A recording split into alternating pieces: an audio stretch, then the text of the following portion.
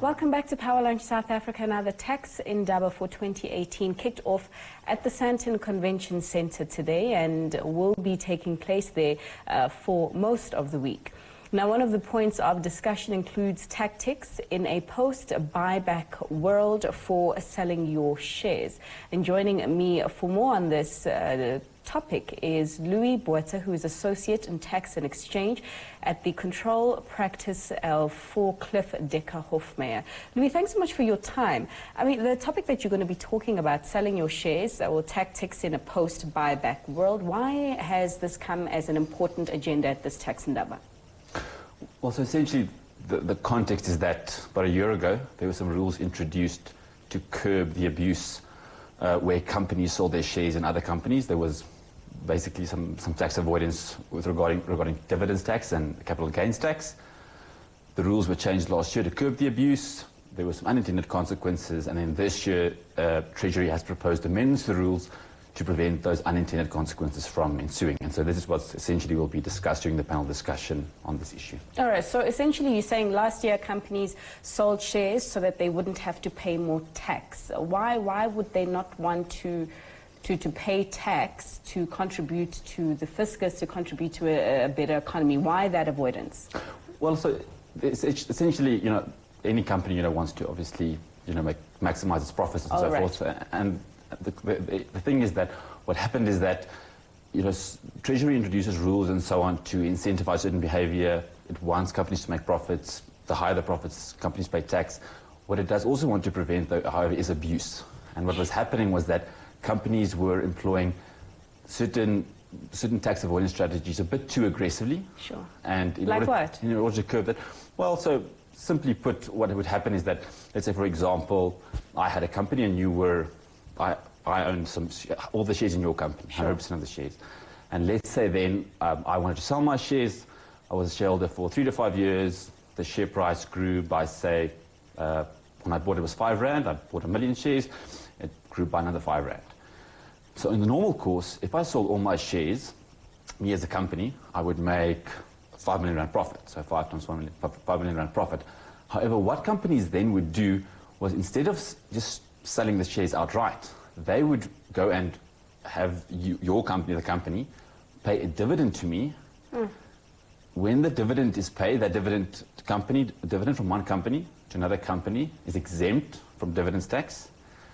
The effect of that is also that the share price could reduce, and as a result, when I then now sell my shares, any capital gains tax on which I would pay income tax, that is less. So whereas I would have paid on the R5 million profit I made, I now pay tax on far less, and that was happening too often. I mean, is this a result of corporate tax and your capital gains tax and your dividend tax, just taxes generally in South Africa being a lot higher than what we're seeing in the rest of the world? Is this also the incentive for companies to not behave properly? Well, potentially. I mean, obviously, I think it was interesting to note, I just saw an article where they was commenting on some of what the minister was saying this morning, and he was saying that, in the current economic climate where things are tough and we're going into a recession, companies want to pay less tax. There would be pressure on growth. I'm not an expert on the economic growth trends and so on, but obviously if a company is growing less, making less profits, it doesn't want to pay additional tax unnecessarily. So sure. That could potentially be one of the reasons why they would do it. Like I say, the key thing is that Treasury generally does not have a problem with using incentives with companies trying to make profits. It's once the line is crossed where it becomes abuse, and that essentially was the problem. Sure. You were talking about some unintended consequences of the measures that government introduced to curb such abusive behavior. What were they? So essentially what happened is, aside from these these anti-avoidance rules that we're discussing now, another very common and often used provision in the Income Tax Act is provisions regarding so-called corporate reorganizations. So essentially what companies would do is they would exchange assets for shares, or they would reorganize the interest within the company structure in order to move assets and so on. And generally what would happen within those is, because an asset is simply moved, Treasury would give relief and say, well, if a company within a group is merely changing shares for assets and so on, we're not going to tax you on that transaction now, we're going to delay it. And so once the for example, the shares exit the group, for example. Once that happens, then there'll be a tax.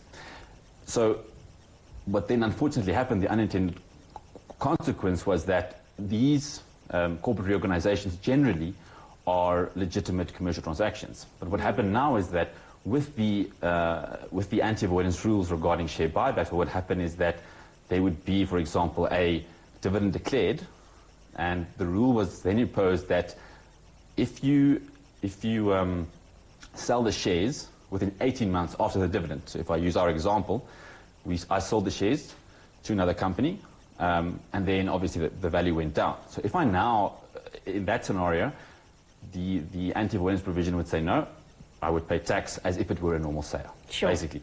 But what happens sometimes is that I hold shares in the company in the normal course, the dividend is declared, and now 6, 8, 9 months down the line, maybe I want to exchange my shares in a general, normal commercial transaction. And when that would happen, then that rule would trigger, and I would then be punished, even though it was never my intention to avoid tax. And that's one of the unintended consequences that they picked up.